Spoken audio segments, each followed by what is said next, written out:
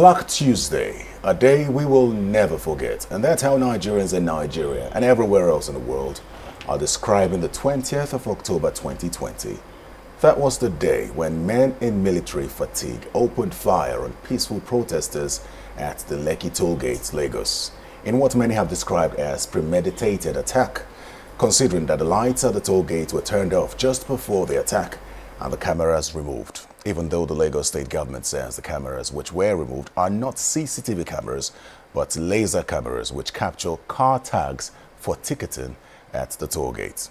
Well, Amnesty International is accusing the army of killing 12 and injuring many following its investigation. The Nigerian army on its part says it did not fire at protesters. Meanwhile, the Nigerian Bar Association is suing the army for the attack and deaths of peaceful protesters.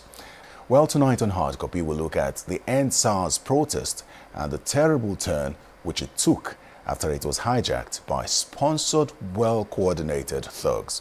We'll also look at the police reform bill, the handling of the protests by the authorities, how the National Assembly has so far reacted to the issues, and the way forward. I am Terry Ikumi. Welcome to Hard Copy. Tonight I speak with the chairman of the National Assembly Committees on Army, Senator Aline Dume, and Honourable Numbers. Gentlemen, welcome to Hard Copy. Thank you. I'm very excited that I could pull both of you out to speak, because I'd like to have a balanced conversation as far as this is concerned and as it relates to the National Assembly. So I'd like us to know first. I'd like to know, first of all, what's your reaction to everything that has transpired as far as the End SARS protest is concerned? I'll start with you, distinguished. There's a lot of frustration out there. There's no doubt about it, especially among the youths and Nigerians generally, because of the hardship and frustration in terms of life, So, such kind of situation is expected. It started with the End SARS, as you rightly said, and you have mentioned the Black Tuesday. It's very sad. But what has happened. Let's move forward. The government, especially the president, responded appropriately when the End SARS protests started. The initial demand was that SARS should be ended, and the president came out quickly to disband SARS. And then the youth followed up with the 5-point demand, I think.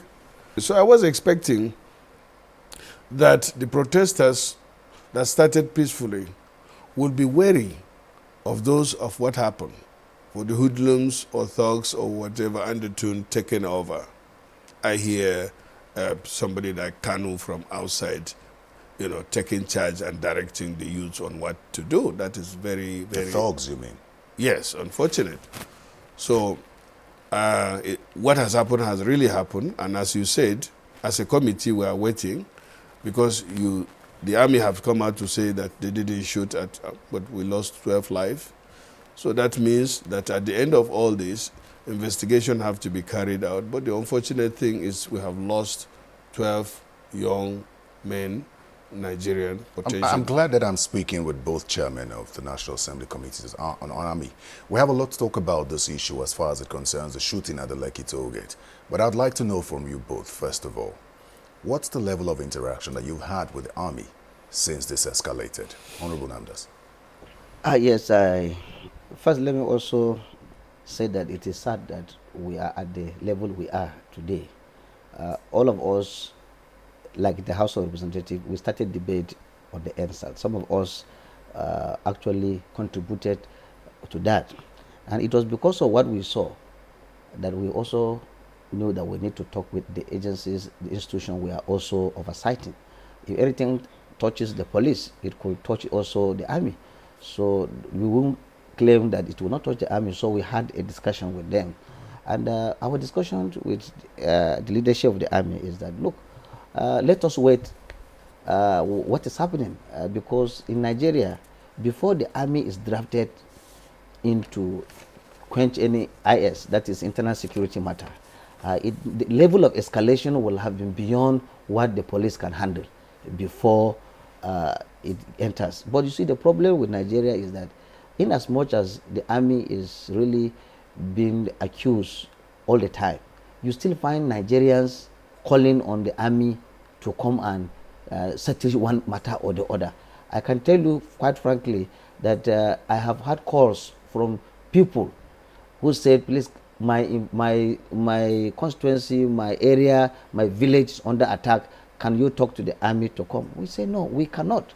Because if you ask the army to come and intervene, the army is not trained like the police to quell civil unrest. Let me quickly take you back to what you said about escalation that needs to happen before the army is brought in. Do you think that the army came in at the right time? Well, in the first place, my colleague just mentioned about investigation.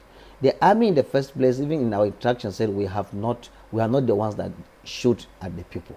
So you see, if they say they are not the ones. No, we're not talking about the shooting now. We're talking about the involvement of the military in the involvement of the military. As far as we are concerned, we have to look at the threat level before the army is actually asked to enter. For me, I would have preferred the police to handle the matter until it's beyond police matter before the army will. Senator Dumbe, do you think this went beyond the police, prompting the army to come in? Not really. As my colleague said, I was taken aback. Because before the army is drafted, there are certain procedure. I don't know, I'm not sure whether they follow that procedure before you pull the army in. Because the president or the high command in the army has to be involved. I was expecting that before the army comes in, the mobile police, I was following the event, and what I was expecting was that mobile police would have been drafted with tear gas or water cannon and other forms of strategy that the police use. But even that would have been unnecessary if there is the appropriate engagement. I have seen protests all over the world. We have participated sometimes back, but you don't target at anybody. You just want to make your point. So this brings me to the question which I asked earlier. I really want to know if you've been able to engage with the military, because you oversight the military. If you've been able to engage with them to ascertain who gave the orders for them to get on the streets and engage the thugs, if I may, or even the peaceful protesters. I said, day before yesterday when this event happened, it's natural for us to call out to see what is going on. And the appropriate response, I cannot be talking to those at the lower level. And I was talking to the highest rank. And they said they are doing their investigation to find out what actually happened. But the first report they got is that the army is not involved. And as you can see, they made a statement that they are not involved. They are not the ones that are responsible for killing those people. Are we saying that the army is not involved in the shooting of the protesters? Or we are saying that the army is not involved in trying to disperse the thugs or the peaceful protesters? The protesters are saying that the army shot and killed 12 people and several others. The army, as you said, I'm hearing from you for the second time, came out to make a statement that the army did not kill anybody. But the army was there. Even that one, the army is not sure about that either. I'm not sure. I think that's something I want us to clarify. No, I really want us to sit on this matter and get it over. I will get was the army there? Well, that's the first question. The second question, have you confirmed that it wasn't the army that shot at the protesters? No, we cannot do that at this stage. Officially, the army did not issue their position, and normally we get those positions from the army. And if it is in deference with what the public or those that are in, then we come in to investigate to find out what actually happened. All right. As at now, I cannot or just be talking. No, I understand the position you're taking. Because so many information will be flowing in, in the Nigerian context. No, I understand. The senator, we don't have as much time as you think, but I want him to clarify something. You were trying to talk about the presence of the military at the Lekki toll gate. Was the military there? Yes, from the clips we have seen, the military were there. You said you have spoken with the hierarchy of the military to confirm the truth is that they have not officially deployed military to go and settle the unrest or the protesters. But what I'm saying is that even in Abuja or in any parts of Lagos today, as I go, you will still have army officers in certain strategic positions doing their own function. And if in the processors are there, you may likely see clips of soldiers. But officially, these have not been deployed. Let's go straight to how the National Assembly has so far reacted to the protest. We have seen meetings between the leadership and a number of security agencies just to quell this. We've also seen the statements from the President of the Senate and the Speaker. But before we go into their individual statements, I think one of the worries for a number of people right now, especially those of us who understand the workings of Parliament, is that the hope would have been that, the expectation rather would have been that the National Assembly would not take a break at this time, but would rather have at least a joint sitting to address this issue once and for all. But we haven't seen that. Why is that so? Well, we're handicapped in the sense that, what Nigerians want is what we probably didn't do. But we're handicapped. This issue of handling the executive powers is squarely at the doorstep of the executive. We, the legislators, are supposed to be lawmakers, providing the executive with what it needs in order to carry out its constitutional responsibility. And then we had this challenge of time, because there is this issue of budget before the National Assembly. In fact, we did not close. The National Assembly did not close. Just suspended plenary to deal with the budget. Because, and in fact, I said yesterday, some of us were discussing that, hey, with this thing getting out of hand, let's go back to plenary to discuss it. But for like Senate, we have discussed before we went on break. We suspended plenary anyway, not going on break. We said, one, we passed some resolutions, strong resolutions. One is that the president should address the nation, the youths especially, call them out and talk to them. The next thing is that the government should fast-track the implementation of the demands of the protesters, especially the 5-point demand. And three, we're saying that, everything should be done in order to quell the situation. Honourable Numbers, are you satisfied with the way the National Assembly has handled the issues surrounding the NSAS protest so far? Well, to me, I think I am very satisfied. Why I'm saying this is that people should understand that the bulk of work of National Assembly, 70% of it, is done at committee levels. It's not even the plenary. But because, we are used to plenary things, and when people don't see you in plenary, they feel the job is not done. Anything that is done in the plenary is always referred to committees. And it is this committee that the nitty-gritty is being done. And we, as he said, because we are in a budget session, which is very vital, and we have timelines for it. That was why we have gone that. And I must tell you that, like in the House of Representatives, the Speaker made it clear that we are going to relate with the Nigerian Bar Association, Human Rights Commission, and that MBA has even set up a committee so that they can come out with a bill. Because Nigerian youths are not just even worried about the fact that government has agreed to dissolve SARS and then put a new system. Nigerian youths are worried of the fact that they are always being deceived. They want to see practical steps as to how this thing could be realized. Now, one of the reasons for us to also support executive, to see that this thing is practical, is for us to come up with a bill. And you can't do that without having the NBA giving you input, human rights, because it is human rights violations. And we need the Human Rights Commission to give us their own contribution so that we can do. And we're expecting a bill in the next 2 weeks. And that is to say that we're doing something. Number two, the Speaker stated clearly that I will not append my signature if the fund for NSAS compensation of victims are not in the budget. But I don't want people to take it from the face value of what he said. Interpret it just like that. The interpretation is that Nigerian youths, if they don't see this in the budget, they will still go back to say this is still part of the stories, because if it is real, we should have seen it in the budget. And I think it's a great time to take a break, and when we come back, we'll continue the conversation. Please stay with us. We'll be right back.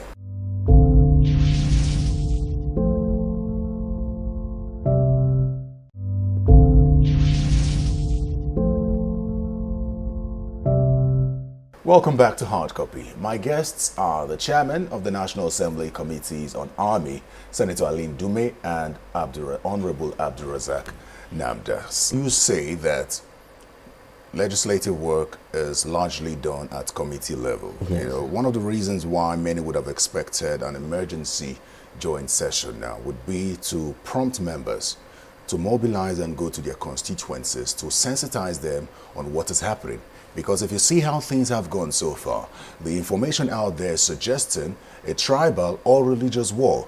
But lawmakers have always emphasized how important they are to grassroots, to their grassroots, and how that's just a second. So now you understand why it is important for a joint session for members to be able to go and sensitize their constituents that what you see is not what it is being painted to be. It is just an agitation for better governance and not a tribal or religious war, because we see what's going on right now.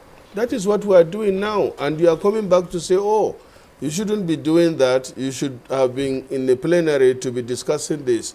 I believe that one of the reasons why we suspended the plenary is that will also give us time, as we are doing now, and he's going Does home. Parliament work on belief? Or No, but resolutions and I wanted motions? to put one thing, please. There is a resolution on ground already. That what? That there is a resolution on ground already. For members to go and sensitize their Yes, constituents. No, there is not such resolution. No, I want to say Here's something. what, you know that there was a resolution on the floor of the House of Representatives for members to go and sensitize their constituents on the COVID-19 pandemic. No. That is There not was it. in the House Yes, of in the House of Representatives. Representatives. Terry, I want to say something. Terry, sir. I'm telling I'm you coming, that sir. I'm telling What- you that in the Senate, when we passed that resolution on the motion that was sponsored by Olujimi, part of it is that we should go back and talk to our constituents, and calm them down, and that is what most of us have been doing. Very Well, well for done. me, there is no categorical motion in the House that say go back. And I want to tell you that we are not oblivious of that. You see, when things happen, we have the executive and the legislature.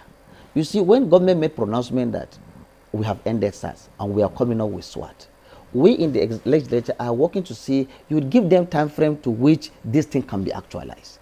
Now, as this thing is unfolding, we too we are doing a budget process as of now. If we feel that this thing requires us to go back tomorrow, that I can assure you we will do so, because we are also monitoring activities. And I can tell you, as a member of House of Representatives or somebody with a constituency, we are not just sitting down. I can tell you that today I have spoken to my people in our constituency, either through several ways of communication to douse down tension, to ask people to agree. But finally, let me say something, sir. We talked about well-coordinated attacks. I am worried that when this process started peacefully, I could see stars. I mean, when I talk of stars, celebrities all over the country, outside the country, doing it, and it was coordinated.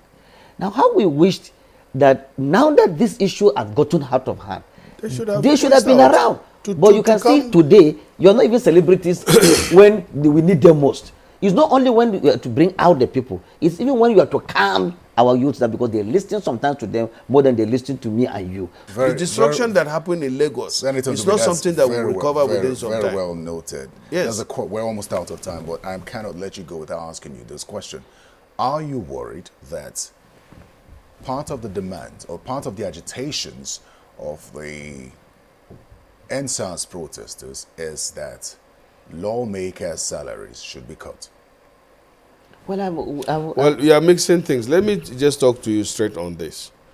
It is not the issue of the salaries of the lawmakers that matters. I feel pain about that, because the budget of the National Assembly, out of the 13 trillion that every year they pay, is 128 for this year, for example. That includes salary, everything. If you remove, let's say that if Nigerians want, because democracy cannot go without the legislature. For me, and I'm speaking for majority of us, call out the National Assembly, cancel it.